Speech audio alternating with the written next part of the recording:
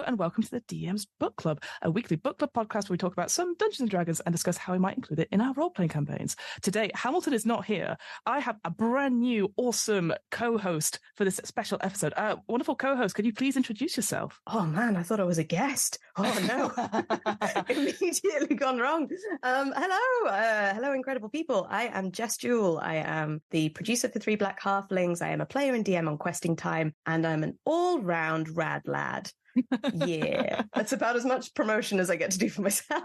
You need that on a badge, rad lad, like happy to help sort of style badge. I very recently had some business cards made, and I fought against myself to put it on. It was between that and a few quotes from people that either call me really hot or excellent. So I've gone with that instead, mainly because it was Kate Welsh who called me hot, and I was like, that's it. I've peaked, and that's the only quote I need in my life now. Damn, I love that. Yeah, you just have that at the top, like DM, blah, blah, blah, hot. Just have that underneath you. Professionally hot. Jess, so how did you get into D&D or RPGs in general, and how did you get to be a DM? I always ask this question just to see, like, how do people get into this sort of hobby? I actually came to the game quite late. I only really started playing properly when I was like 21. I'd just finished uni. I'd had a bunch of friends back up north who used to play, and then when we all finished uni together, I was just aimless. I had no idea what to do. Mm-hmm. And so I sort of threw myself into finding myself. Oh, so cool girl. Like really the Gen Z, like millennial sort of dream. I was not living it. It was awful. Mm-hmm. And so my friends were like, you should come play D&D. And the tools that were available at the time were some old 3.5 edition books. And so I started on hard mode, like crunchy mode. Oof. And for somebody who like isn't very math oriented or detail oriented, I'm very much like go with the flow, have a nice time, enjoy yourself. This was the biggest 180 of a game that anyone had ever thrown me into. And I created at first I was like, I kind of want to I'm going to create like a beautiful little elf ranger. Mm-hmm. Oh, she's going to have a bow. She's going to be so petite. She's going to be so lovely. And then the minute I learned that you could do anything and be anyone, I was a 6'3" creen. I lost all my arms. I got lost in a tree. I went on a full little like chaos rampage, and it was wonderful.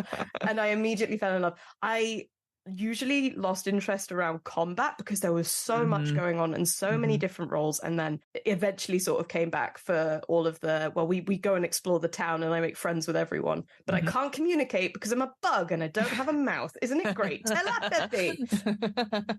That opened like a world to me, because I think at the time I was really struggling, and this was the most beautiful escape that anyone could have offered me. And then since then I sort of drifted out and came back in and drifted out. And then when we were playing, it was at the Edinburgh Fringe back in 2019. I met Paul Foxcroft, who is my partner now. He was running Questing Time, which was like a live comedians play D&D game. Up until that point, I'd only played crunchy D&D. Paul ran fun D&D, comedy D&D. The rules are so loose. There are barely rules at all. If you want to kick down the door, kill the priest in one roll, do it. It's fine. Yeah. And from that point, I think I sort of fell in love with the game even more, because breaking down the rules, adding the role play and seeing it just make people laugh, like really sparked a fire in me. And so from like 2019 to now, that's pretty much what I've been doing. I've just been trying to make it more fun and accessible to people. So yeah, that's my D&D story, and my TTRPG story in general. That's so cool, because I completely agree. I feel like once you get into it, you want to do more, and you're never sort of sure. And then suddenly you're like, actually, having the rules there as a sort of jumping off point and not worrying about, but they don't follow exactly. It's all that rule of cool stuff. I think people are finding that a lot more now with like Baldur's Gate 3. I don't know if you had a chance to play any of that yet. Not yet, but I've seen the screenshots and the clips, and oh my God. Yes. Weirdly, I don't know about you, but my D&D games aren't that horny. But they're a bit better in combat, because they're a bit more like, difficult terrain. It's not a bit of a thing. And then it's like, it is definitely a thing. And it's like, I can't reach my goal. I think initially all of the campaigns I start out as very sort of serious, and it's look at all the cool stuff that we've built together through storytelling, isn't it amazing? And by the end, it's just a horn dog fest. It's so great. I ran a Spelljammer campaign called Moonlighters. I want to say earlier this year, but that doesn't feel right. That feels too quickly ago. That's not a phrase, but it doesn't matter. But I ran it with my best friend Sam, who was one of the guys who got me into D&D all the way back when I was a baby 21-year-old. And initially he started out as this very noble tabaxi gunslinger, really cool, really excellent. And by the end of it, he was like, I want to fuck everything. That was just every session was incredible. I think one of my favorite quotes from him was, the monster manual is a tick list or checklist. And incredible. From then I was like, you've changed the game again for me, Sam. Well done. Wow. Love your work. Keep at it. Achievement unlocked, like every monster in the multiverse or something. Yep.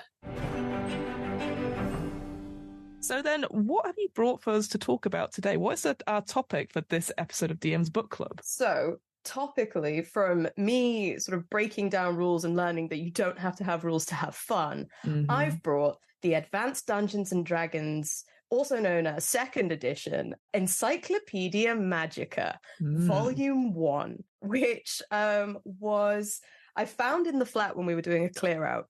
And I asked Paul what this was because I could see TSR on the front.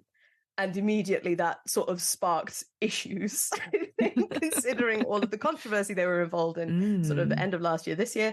And I was like, why do we own this trash? And he was like, no, take a look. It's pretty cool. And initially I was like, oh my gosh, it's all of the magic items ever. I think it was printed in like 1994. It's a 4-volume series of every single magic item ever printed in all of the magazines, zines, compendiums, books, supplements, like all of it from 1975 onwards. So there's like 600 magic items in these volumes. And I was like, oh my God, there's going to be stuff in here that I've never heard of. That's actually really cool. Okay, let's take a look. And I opened the first page and I kid you not, all of my hopes were dashed immediately because, and like, you can't make this up. One of the first lines in it is it's credits, which is like, oh, great. They must have like a credit list as long as their arm in this because everybody wants to be credited for their work. It is impossible to list all of the creators of the items catalogued in these volumes, but credit goes to everyone who has created a magic item in a module, box set, accessory, hardbound, or magazine article published in the last 20 years, which is a really nice way of saying couldn't be asked. Couldn't be bothered, yeah. That stunned me because the amount of the people clamor for credit and stuff now to get jobs, and this was just like a thanks but no thanks. Yeah. So I was like, oh God, okay, well this sets a tone. Yeah, so this is the thing, like you said, so this is the first volume of 4, and then right at the end of the 4th one, I managed to sort of look towards the end. It has a bibliography of every single what the supplement is. So they did have the supplements. They just decided to fuck the creators. Yeah, which is bad. I'm not going to be rude, but for TSR, that's on brand. Yeah, no, absolutely. But it is so wild to think, like, okay, this is 20 years worth of work, and obviously this is in the time before, like, internet, cloud storage, database, D&D Beyond, which obviously now we could just quickly search and then we'll find all the stuff easily categorized. This must have taken a long time to put everything together and to categorize it, and it has this sort of system about like how they've done it to search it and stuff like that. But it is wild to me to be like, what's made it in and possibly what hasn't made it in, In my day job, I'm a scriptwriter for a couple of YouTube companies, and we just sort of bring up like factual, educational, documentary style videos for a whole bunch of stuff. And so I edit down a lot of stuff. That's pretty much what I do day to day. And the amount of unnecessary information in these books, I was going through, and I think I said when we were chatting, you're like, oh, what book is it? I'm like, I might do the Encyclopedia Magica, just because I opened it to a page, and it was the page for cup. And of course it's like cup of. But the description for cup is the single most like detailed thing. It's so pedantic. You just think that they'd be able to understand that people get what a cup is. we have cups. We're not living in fantasy right now. I have a cup next to me.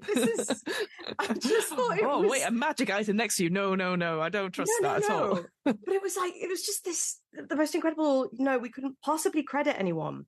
But my God, have we got 200 words to fill on cup? His job is cup. I just sort of kept looking at it whenever I needed a laugh from then on. It's like, it's been a hard day. Let's look at some of the things. So I genuinely, the description for cup is, a cup is an open container, generally made of metal, glass, crystal, or china. A cup usually has one handle, or is used to drink hot beverages, usually coffee or tea. A cup can be almost any size, but the usual capacity ranges from a few ounces to 1 pint. A chalice is simply a metal cup without a handle. Why? What? Why? Why would we? What alien is coming down to be like, I want to play role-playing games, but what is cup? What is chalice? What is amulet? Any of these items? I don't know if this ever mattered in game. I don't think anybody was ever to their GM like, does this cup have a handle? And the GM being like, let me check the Encyclopedia, because that may be a chalice. No, a chalice is just made of metal. Very different things.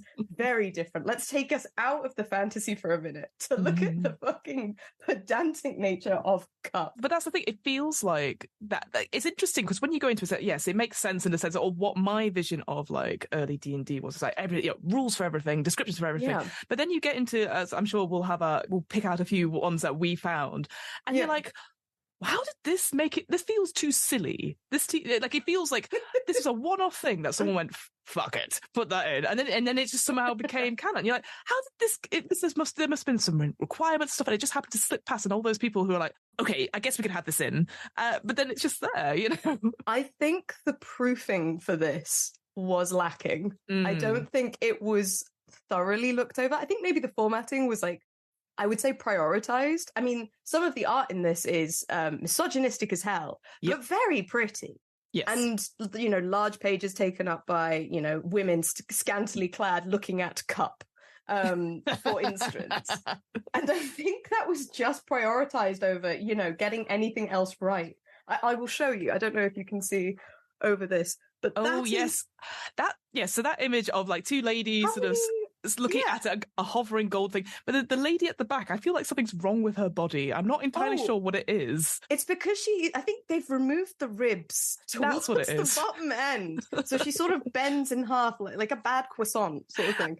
And she's got this Farrah Fawcett hair going on, and God, there's titties and ass for days. But this is for cup, and honestly, that gives me the idea of what it was like to play D&D all of those years ago. This is just looking at that. And so from there, looking at the way that they've chosen which items are going in and the very specific nature of it and how it's got to adhere to what looks like exactly one guy's fantasy. Unparalleled. So I have a question for you. I don't, because this is the thing, in my copy, in the PDF copy, it's not there. So I want to check with you if it is in your copy. So apparently, in probably an early edition of this book, they changed the word from was it mage to okay yes, so they did. So just for the context at home, so there was a problem with the word mage, so they did basically find all and replace, so any word of mage would change to wizard in this book. But of course that affects a lot of other words like image, or more importantly damage, so you get da wizard instead, which I think is really funny. Honestly, when you read it out all as like one lump, it just, for example, so this is on the cube of frost resistance. When this cube is activated, it encloses an area of 10 feet per side, resembling a cube of force. The temperature within the area is always 65 degrees Fahrenheit. The field absorbs all cold-based attacks.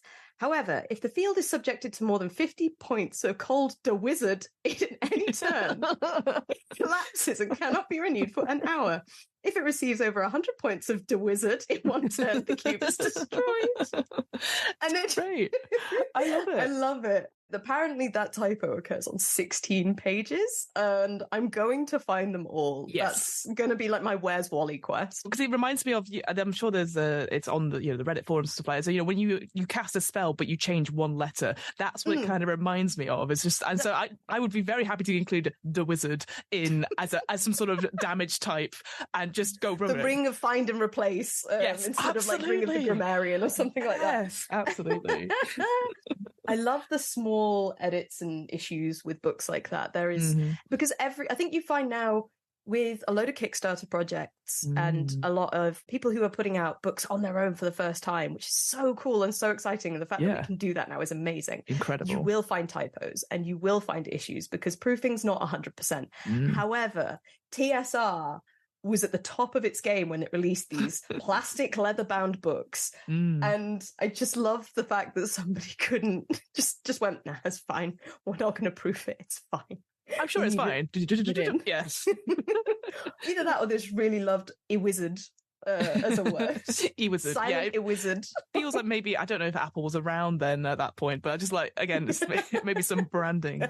Just to clarify for people. So each entry is sort of structured with sort of the magical item's name, an experience point value, which obviously now seems superfluous now, gold piece value, when it first appeared, or best reference for context of this thing, and then an description and explanation of it. And what's interesting is that one thing I really took from this book is that it gives some advice at the beginning, and it says like, hey, you could give them like a dagger +1 or anything like that, but why don't you name it or get the players to name it? Because then it feels more important than just a +1 dagger. And then you had examples throughout, which then gave context to, whoever's staff is this. And obviously sometimes there was a lot of context depending on the context of the adventure. But I was just like, that makes so much more sense. That they make it more important to the characters that, oh yeah, of course I'm going to use this, Gavin's ring of envy. I don't know. Make it so much more personal to your players, and then of course they're not gonna forget something with their name on it. You would hope. Well, you never know. But it also, I think, if you are improvising and on the spot, it's very easy to be like, oh well, this isn't Hephaestus's dagger or anything. Just reach for one of your players and just go, yeah, it's your dagger. That's nice and easy. But it also explains, I think, in the Encyclopedia why there are so many amulets and daggers named after people. Like the amulet section's like 6 or 7 thick pages long, which is very good fun to read through because they're all clearly all been made very specifically with a scenario in mind. The players are about to go up, into a cursed tomb or whatever it is. So Davin's amulet is there helping them to defend for traps or something like that. But it's really nice the way that has been included. Because there's other design notes it talks about, like, he's like, oh, there's 3 types of ammunition that we put together. The books, there's 5 types, there's 19 weapon types, etc. And I think for me, I would have preferred that if that was like a separate section that is not in the alphabetical order. Because I feel like those things, I'm like, that's weapons. And these are things that like we can use like to help us in games. But I want to know about, these other ones, which is one I picked out from the early on.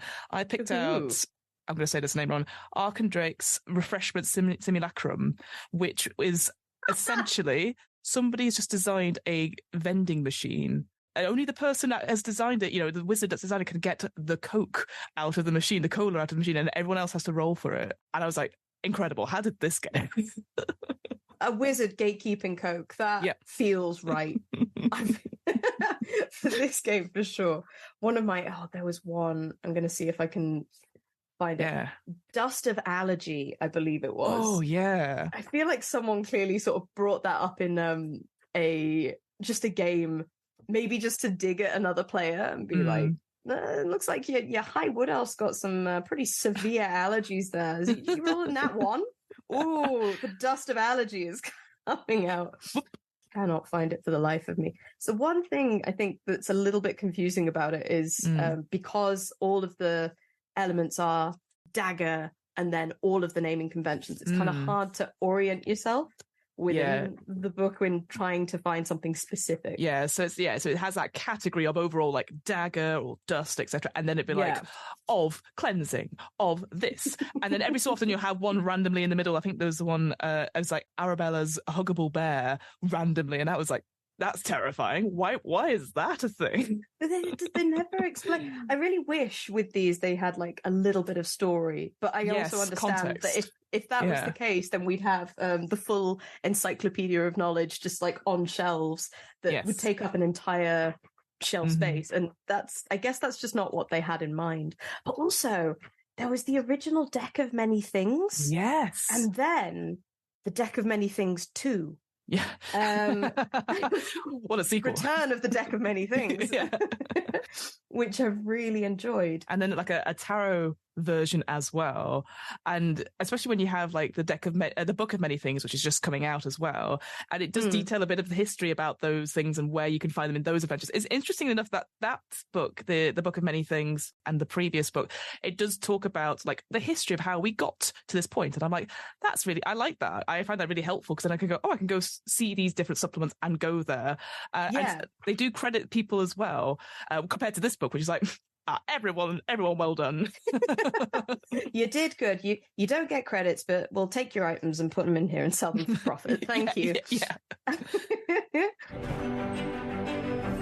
There's something really bizarrely nostalgic about it, and you get sort of quite comfy when you're sort of flicking through it and going, oh my god, that's how they used to do it. That's how this would be, how, you know, someone figured out that they wanted to use this item. Someone was combing through these tomes at some point and went, oh, I want to use the blood coin. That sounds ace. That sounds great. Instead of now where it's like D&D Beyond and you've got suggestions and forums and all sorts, and people are always constantly coming up with the new cool thing.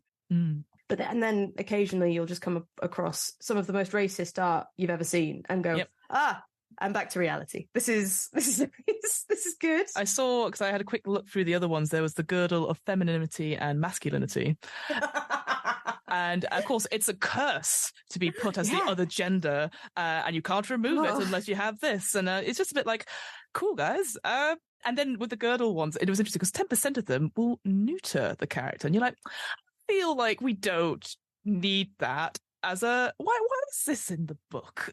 Like... Definitely sort of an age before safety tools and an age before consent. Course, and yes. I can understand how at the time playing with these concepts that I guess, of course, like outside of your work environment, like I'm trying to imagine how it was to play D&D back in the 70s. Right, yeah. And how mind-blowing it must be to be like, I can do anything and I roll a dice and see if it happens and it's a game. And I can sort of see where these items would have come in as fun and playful things, and it's not real. But as time's gone on and as D&D has in and of itself evolved, and people get really invested, and they realize now that their characters can be extensions of themselves, and how much effort you put into nurturing a character, how much it hurts when they die, and then you look back and see these horrendous items robbing people of their agency, and you go, cool. Yeah, I'm glad we've moved on from this. I'm glad we're not there anymore. Not to say that D&D doesn't have a lot of hurdles to overcome. Of course. But it is nice to go, okay, 40 years ago, it was so much worse. Something that surprised me is that there is references to like prosthetics and like limbs and stuff like that. And I was like, oh cool.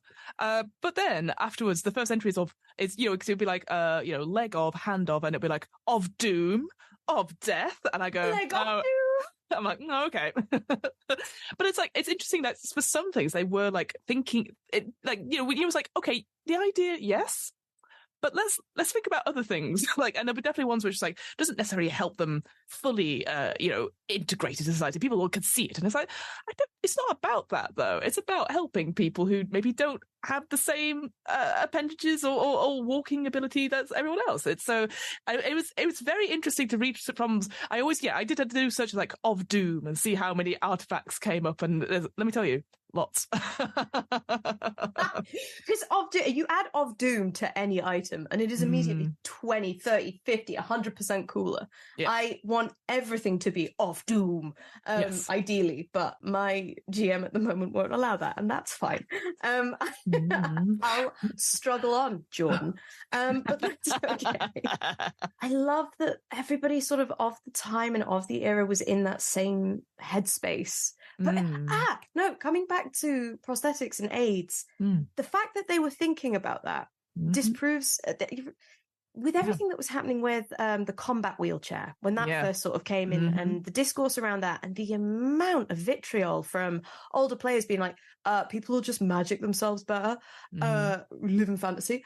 I was like, well, obviously not, because these aids have always existed in the game. So that argument also falls flat from like a historical perspective, because you'd be like, oh yeah, we never used to have things like this, we never needed to. And it's like, yeah, maybe they just didn't think of them at the time. That's your argument now is now dead.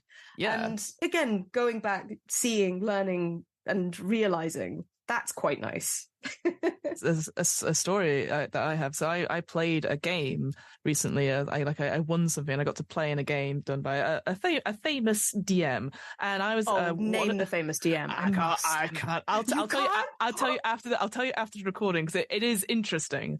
Okay, but I was one of two women at the table out of 8, and we all got passed around the character sheets, and I was like, well, I instantly want to be the barbarian, because I was just like, I had a lot of stuff on it, so I could be simple, and it was a centaur barbarian. Oh, sick. We joked about like, wherever we have to go, it's up like a temple, sort of a pyramid type temple, and I was like, well, I don't think I can get up the stairs, guys, like sort of joking a little bit. But then the GM was like, oh, actually, there's like a walkway you can go all the way around. And so I was like, on the ramps. I was like, oh, that's really cool. And then the GM afterwards was like, yeah, I did that because talked about the discourse. I was like, I don't get it. I don't get the discourse about people wanting to be wheelchairs, blah, blah, blah. Said that whole thing. But then I created these pre-generated characters. And of course, centaurs would need to know how to get upstairs and stuff. So in this world, it makes sense. I was like, well, you did get there, but we got there. So it's a bit of roundabout thinking, but we took a left, right somewhere, and now you're here. And we're here, and we've got ramps in this fantasy world, and you know what? Fine. That's it. That's the win condition, having ramps. Yes. Incredible scenes. Oh my gosh. But was there any particular entries that you saw that you were like, this sparks your imagination? This is like, oh, is this a shiny thing that I would like to use? Or thing? Go for it. Okay. It was a bag, right? So I wanted to see sort of what the original bag of holding really was, because there's something about the bag of holding that it's in every game I've ever played. It's my favorite item. You can have so much fun with the bag of holding because the rules sort of disappear. There are some parameters, but there is nothing to tell you what can be in this bag of holding. And so whenever anyone in game is like, bag of holding, I immediately go for it, empty it out, see what's in there. Is it a civilization? I've been listening to Fantasy High from Dimension 20, and there is the jacket of requirement or something that Adine gets, and she finds a civilization in there. The minute she's given the jacket and told that it just gives her anything, like I felt like chills on the back of my neck and the hairs were raising. I was like, this is the most perfect item I've ever heard of. But the bag of holding is a classic. It is my favorite. That is a hill I will die on. There was a different bag, and as I was sort of going through, I was like, bag of holding, perfect. Common cloth sack about 2 by 4 feet. Bag of holding opens into a non-dimensional space. Inside is larger than the outside. That's taken from like Doctor Who sort of pretty clearly, and I love that sort of influence is there. And then I found something else. Oh god, yes, there it is. It's the bag of eyes. Oh, what? I did not see that. Hang on. It's just underneath the everfull bag of seeds. And then just a food bag. But the bag of eyes, this pouch is the size of a large sack. Capacity 60 pounds, very important. But has an invisible drawstring of an eye upon its outer surface. When completely filled with coins of any type and commanded to function, the holder of the item can see with infravision. Infravision, there we go. It's split really annoyingly over like 2 sections, so it's really hard to read, and in italics. The effect lasts for 4 hours. All the coins in the pouch disappear when the command word is spoken. So if you wanted to do a heist, I can imagine that being like the perfect thing. And at the moment, Paul on Questing Time was running the Golden Vault series, and they were doing heists week after week, and I could just see this being used. And of course the players would ignore it entirely and go with something else completely random, but I really enjoyed it as being able to just always keep an eye on it, and or just the idea of many eyes looking in. Oh, I loved it. I thought, as a visual, I thought it was great. very visual. Yeah, I think if this book was done now, or some sort of online database, perhaps, I would love it if each of these things, after obviously copy editing, would have like an image of some sort. I think like one thing with some of the later books, certainly with Planescape, they had for each of the monsters in the bestiary had an image roughly for each one, and I was like, oh my gosh, it was like compared to like before when it's like, here is one, and then 12 different types of that. I would love to see an image for each one of these, just to give an example of what it could look like. Because I think that, like, sometimes I'm definitely more of a visual person, so I'll be like, and I can show that to my players instantly about what it looks like, and just go from there. Essentially, I will read everything, and then in my head, a really horrible homunculus version of whatever is on the page will appear, and I'm like, this is the coolest thing ever. So of course I didn't read the Bag of Eyes properly first, and when I was going through it then I was like, what the fuck is infravision? But in my head I was like, it is a bag made of eyes. That's the cool. Yeah, and exactly. It kind of is. And honestly, I kind of prefer that. And again, this is how sort of like magic items evolve and become better and different. Misunderstandings, over-understandings. But the more variations there are, I think they can only be better. Absolutely. And anybody who says, it's not actually the rules, that's fine. But I don't want to be at your table. Thank you. Yeah, I'm having fun in my own way. I enjoyed, obviously, there's a carpet of flying, and then underneath it was the carpet of frying, where, again, that one letter difference, where essentially you speak a command word and everyone gets paralyzed, and they all lay out on the bed, and then it slowly gets warmer. And the idea of, it's a grim one, but there was like the smell of humans or elves or anything like that, that when they're slightly warmed up, they'll attract monsters. And I was like, this could be really cool. That's a really nice idea. Yeah, exactly. And then there was the one, the carpet of mothering, which is opposite to smothering. So it's just like, what is going on? Again, it just came to me that Reddit thread of like just changing one word, and I was like, I would do this for all my magic items.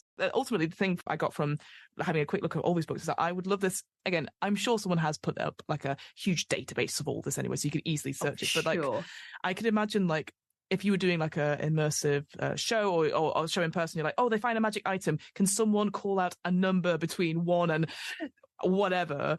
And then we find whatever item it is. And it could be something as boring as a sackcloth, or it could be like a game ending. Because that's one of the things it said right at the beginning. It said like, we've not really play tested any of these items. So it could end your campaign. Have fun. The admission of, we don't know. We just don't know. We don't know, man. We don't know. I go outside and play. It's fine. Don't worry about it.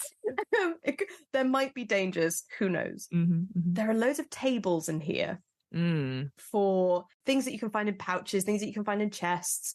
And my favourite table that I have found. And can I ask you, do you have a D6 to hand by chance? You think I would? Yes, I do. Incredible. Would you like to roll 1d6 for me, please? That is a 3. A 3. Phenomenal. So on the table of eggs, you have just rolled a stone egg. Yes! Out of which emerges a fully grown hungry man. Oh, no. Dislike. Zorn, not man. That's okay. Okay. Hungry man. Oh, different kind of game. I'm so sorry. I thought that said, I've had my contact lenses in for it's okay. That's man. Beautiful. The man demands 2,000 to 8,000 gold pieces in precious metal or everything the owner has, or else it attacks. It disappears satisfied. Enjoy your stone egg. I will, with my Zorn in it. Absolutely. Oh, beautiful. The tables, I think, might be one of my favourite bits, just because there so many of them are nonsensical. Brick of Flying is an option for the table of rocks. for example. I love that there's a table for rocks. Imagine just your DM being like, roll for rocks. It's not something I think about. Well, that's now. it, isn't it? From the reviews I saw online, where people were going, "Oh, I thought of a really cool thing just because I've been reading this," and so that's what I love about it. This feels like the ultimate tables of stuff. And like you said, there's these quirk tables as well. So like you could have your item and goes, "But how many quirks does it have?" And it goes, "Oh, 3 quirks. Oh, let's get rolling and see what else we can make." Yeah. So you can have up to, I think I worked it out. Oh, it says at the back of one of them, it says like there's over 4 trillion variations of the stuff in here. It said give or take a few 100,000. So who knows? Again, they've not done their thing. It was at the back of volume 4. It said, because obviously at the end it has like, here's where you can find a specific one. If you want to roll in a horde, here's what you can do for that. And again, a lot of work has gone into it, and it just feels like I think they got to the end and gone, I can't do it anymore. I'm done. Got 4 volumes, and that's it. That's what you're getting done. That's all you're getting. Like you said, so the first volume obviously got published in 1994, and then the others over the next 2 years. And then it says at the end, it goes, so some of these items, they are in supplements that have been dropped by TSR. Just don't worry about it. So yeah. you're like, don't think about it. They can't hurt you now. It's fine. But we have printed them here. So good luck. Yeah, it was like, we're not, fuck it. They didn't print Infinity Sphere for Spelljammer? Well, fuck it. I don't care. I'm not going back through and changing my document now. I think what I really enjoyed about it was how, when I first sort of looked at it, it's this plastic leather-bound imitation and it's book, big, right? It's big as well. Big, right? And that's one of the 4 that you can get. And they're all in, I think it's like green, blue, red are the other 4. And then this one is, brown. Lovely. I guess when it all came out, it looked quite respectable and presentable and really cool. And in it, in the beginning, in that foreword, just sort of under the credit section again, there was a section where they were saying, in 1992 and 93, TSR produced a 2-volume set, the Magical Encyclopedia. This is like the second son. The older encyclopedia is an index of magical items where these PC trophies can be found among the myriad of TSR products. Unfortunately, most of those older products are unavailable. Right. Many are now collector's items. I was really like, oh, okay, interesting. And so I looked up the Magical Encyclopedia that preceded this, which I'm assuming they were referred to as, it's a collector's item, which is why we've done this now. You can get it for 20 quid on eBay. So it's not that much of a collector's item. They, really lauding themselves in the beginning of this, like, oh God, you need this book because everything else, it's just going up in value, lads. Nah. Did not stand up to the test of time, unfortunately. That's wild. But it's interesting that they would print that. Yes. To sort of sell themselves immediately. I've never seen a book do that before. It's usually a lot of humility. None of that in here. Yeah, it seems like it dobs in, obviously they're collector's items, like dobs them in a little bit. It's like, all right, cool your chops, it's fine. I don't know if you've heard, but it's I own a lot of these collector's items. It's not, I think there is, in proofing and printing and writing, and especially, these days, there's a lot to be said for humility in books and the way that like an author addresses their audience. And I think looking back and seeing how they clearly thought they were at the top of their game and that nothing could bring them down. And then they were printing stuff with incredible typos, and looking at it, it's a myriad of stuff that they've just scrounged from anyone who had passion for it and then whacked a price sticker on it and sent it out. Yeah. That at the time, I think, showed how desperate TSR was. Because I can't remember when they went bankrupt, but I want to say it was like a couple of years after this. I think it was like 97. Yeah, and they just went. And that says it all. It was all about pomp and appearance instead of actually maybe being honest with your audience and being like, thank you for supporting this. This means a lot. It means we can bring out the next volume. It means we can do the next thing. And instead they've gone, no, we're just very important. We're bankrupt now. It definitely feels as well like that, again, because it almost echoes what happened at the beginning of this year with the OSR stuff as well. Wait, OSR? OGL? Oh, sorry. Too many O's. There's too many O's. Too many things. Yeah, with the OGL at the beginning of the year, this idea that they were going to change it and be like, we could take your stuff and put it in and we don't have to credit you. And it's like, whoa, like, I know obviously there's such an uproar about it that they've not done that, thank God. Yeah. But it is very interesting to see, like, almost like mirroring it almost now. 30 years after again. Yeah, I know. I didn't even think about that. It's kind of wild. And again, obviously, like you said, we've gone over it a few times, like this idea of the attitudes it has. Like there's one thing that stuck out to me because it was on its own entry, which was Blash 4's magical diapers and the crib of pushing. And fucking what? It's got art. It's got art in the book. Oh, that's awful. Yeah, on page 173. So this idea that it does this whole story about this wizard who moves and his wife is pregnant, but then the wife passes away, but she gives birth to triplets. And he's like, I find it really difficult. So I've made these magical diapers and everyone keeps going around to use them. And there's a whole thing about how they work, and basically any excrement is changed into a different thing, like air and water. And it's just like, who needs this? I would say new parents still trying to play D&D. It's wild. Like, what? I can't imagine any scenario where you would unless you're getting this and you're using it in a combat situation. I don't know. It's again, it is a long entry as well. There's a lot of detail to it. It goes all the way to 176. Yeah.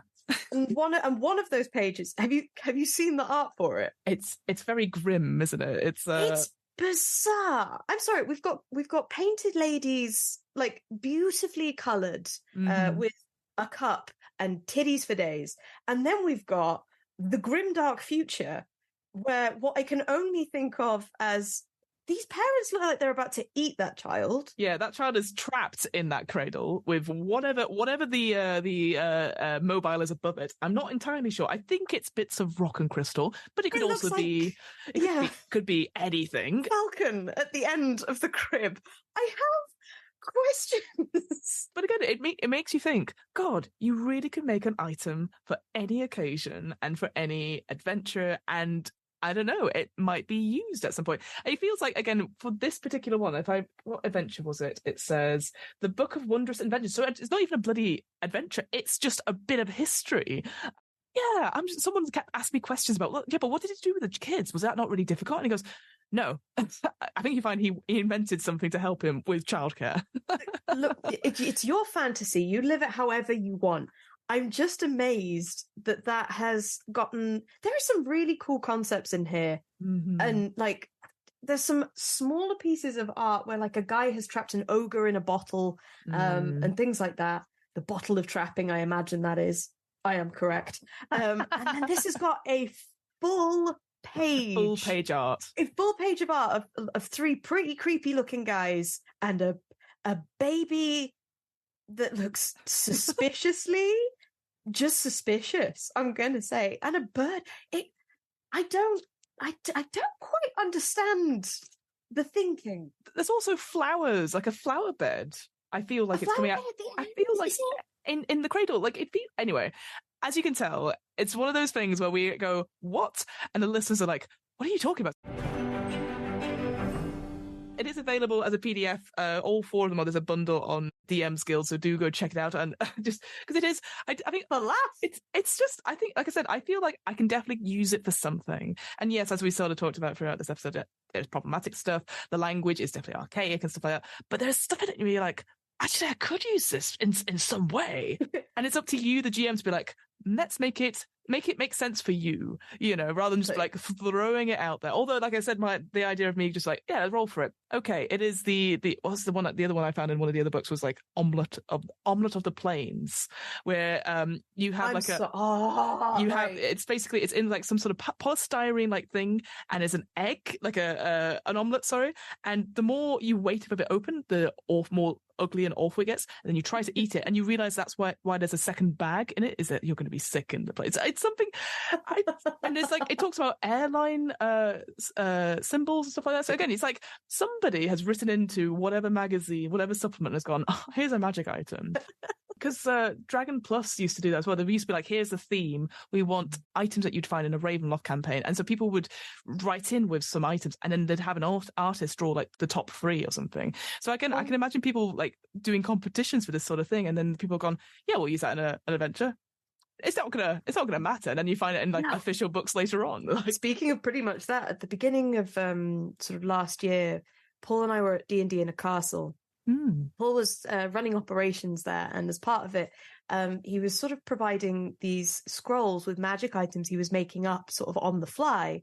Some of the scrolls just contained like natural 20s and natural 1s. And if you found them, you had to hand them into your DM. Oh. And then your DM would either use them against you or with you, depending on, the campaign. But it was a nice way of helping to steer a campaign. If you've only got, I think it's a full like 24 hours of playing across 3 days. So if you've only got that amount of time, these lovely little mechanics to just help people along.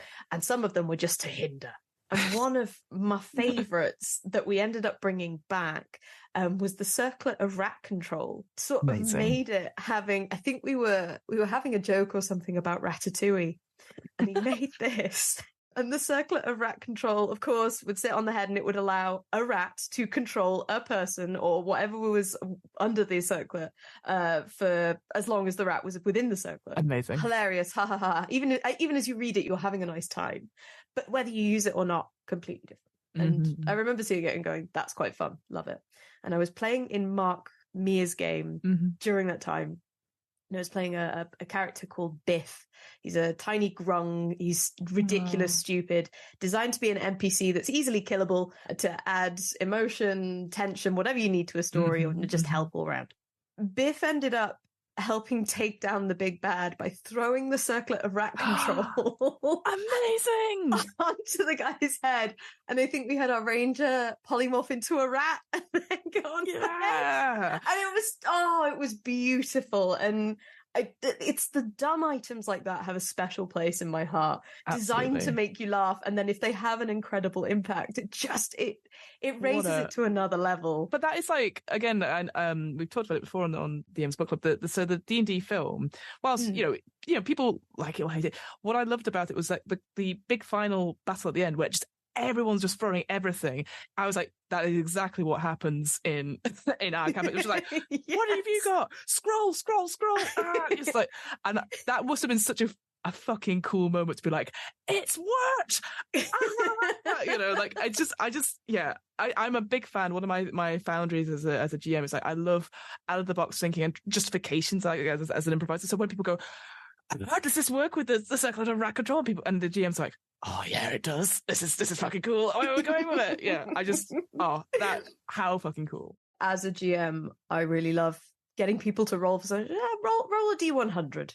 Yeah. And I enjoy a mystery table. I think wild magic is one of the best things that you can bring into a game because it has a ridiculous and silly or sometimes just apocalyptic consequence, and it's uncontrollable. And again, it's that break down the walls of rules that happen and just have fun with it and interpret it in your own way. I love the feeling of just going, just roll that D100. Don't worry about it. Don't worry about it for now. Don't worry about it. It's fine. Don't worry about it. I'm just going to pocket that for later. Nothing better than the phrase for later.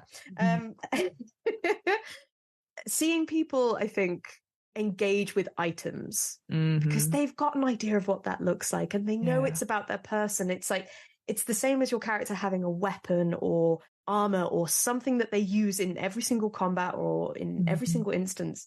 Having that item there or a mystery potion, whatever it may be, it's a sense of power that it could be used for something, like a key in a lock. You've just got to figure out what it does or where it might fit. And like most keys, just jamming them into the lock blindly and hoping that they work usually is how you get into the front door if you live in my house. So there's the ideal versus reality, and it's definitely like, which one's going to open it? Now, I'm biased because I live with him and together we pay rent, and that's very important for a relationship where you live together. Yes, and so I hope that he loves me after this, but Paul is my favorite DM because the way that he treats his players and the way he gives them magic items to make them laugh and to make them not engaged with the story, but to give them enough keys that they could fit any door. Yeah. He is able to craft these incredible campaigns, usually through luck and through magic items. And watching players sort of dance from one item to another and go, let's use this and that, let's combine them, let's see what happens. It's just joyful. It makes me laugh every time. Paul, I love you if you are listening. It's also it's like 8 o'clock now. So your dinner will be ready in about 30 minutes. I'm just saying busy. that. but I think, that's a cool thing to end on, because I agree. I think there's something magical, because again, there's always that thing, and maybe it was more so at the time when this sort of book came out, it's like, oh, the GM, the DM has full control over everything, and you're just little pieces on the chessboard, and there's an us versus them thing. And really now, as you sort of was talking about, you've gone from the crunchy, like, there are the rules, etc., to a more flavoursome collaborative story element, which is what I absolutely love, is just making these stories together. And ultimately, I always think that the DM is another player at the table, and they want you to succeed. There'll be challenges and stuff, and there'll be like heartbreaking moments that that they can't necessarily help with. But as long as everyone's enjoying it and having story, and so I completely agree with that philosophy of just like, here's all the magic items, and not limiting that to be like, oh, you've got a really hard thing coming up. Well, I'm not going to give you anything for it. So they want you to succeed. We want the story to continue. Otherwise, if there's a TPK, maybe that's meant to be, but if it's done on hard terms, if it's done like, if it's done by Baldur's Gate rules of like difficult terrain, it's no fun for everyone. I would reload the save, So I feel that as a GM, I'm always a big fan of giving them something to play with and be like, is this what you meant? And I go, sort of, but okay, let's do it. I think it's such a wonderful gift to be able to give a table. And I think players love receiving. It doesn't cost you anything. Players love receiving stuff that isn't there, and then figuring out how to cross a bridge with a dagger. That is exactly what they will do. But they've given it to us for a reason, so we must think of how to use it. You do that because it's entertaining as hell. It's true. I have the same thing going, oh, but we got this thing, free sessions. You must do something. And you go, yeah, sure it does. Yeah. Well, that's why I think I definitely want to use that carpet of frying and just see what happens. Because they may be like, okay, they'll save from the paralyzing thing, and they go, but what if we use this person as bait? And maybe, and you're like, cool. You know what? Flip it on its head. Yes. Do the things. Well, just honestly, thank you so much. I know we could talk for hours about magic items and this was such a really cool thing. I had not heard of this thing before, and I just feel like I've learned so much, and I'm like, oh, my ideas are just like off the table. So thank you so much for bringing this to our attention. More than welcome. Thank you so much for having me. This has been really nice. I am grinning. And it's even going through it now, I've got ideas for what I'm going to do in my next campaign, which is just delightful. So thank you so much. That's the thing. As a sort of signing off thing, is there anything you'd like to plug? Where can people find you? Find Questing Time? What are you up to, my friend? So I am the producer for Three Black Halflings, a podcast about diversity in the TTRPG space run by Jasper William Cartmike, Jeremy Cobb, and Liv Kennedy. And they are fantastic and brilliant. And if you don't already listen to them, you should absolutely listen to them. They are doing their very first ever live shows in the UK starting in April, on the 3rd in the Lowry in Manchester, and then on the 5th at the Leicester Square. Yeah. Oh, you beat me to I'm going, so I know. No, you're producing. You've got all these other elements, so no, don't worry. It's just because I'm going to that one event, so it's all fine. That'd be really cool. Both of those events, tickets are live for that now, so if you would like to come, we would love to see you. It's going to be really good fun. Also, in a not connected note, 2 weeks later, Dimension 20 will be in town. Definitely not a connected note. But I am just saying that April is going to be the month for all TTRPG things sort of coming together. And I'm very excited to see what the space has in store. Until then, you should check out Three Black Halflings online. Three Black Halflings on pretty much everywhere. What about Questing Time? Oh, Questing Time as well. Yes, of course. This is why I prefaced it with Paul, please love me and I've made you dinner. Questing Time is moving over to podcast format. So the 2 arcs that have already been done will always be and forever sort of remain up and online for anyone to enjoy and view. But Bryony Redman, Matt Heighton, Richard Soames, and Ed Knight, along with Paul Foxcroft, will be moving over to podcast format Questing Time, coming soon, or out already. I don't produce that one. I don't know. But something's happening. And that's pretty much everything for the time being. That's real. And if people want to find you on social media at all, Jess, oh, God, yeah, that exists. I know, right? I tweet shit all the time. That's pretty much the only platform I'm on. You can find me on Twitter at Dr. Bees, all one word and all laid out. No DRs, just DOCTOR bees. There you go.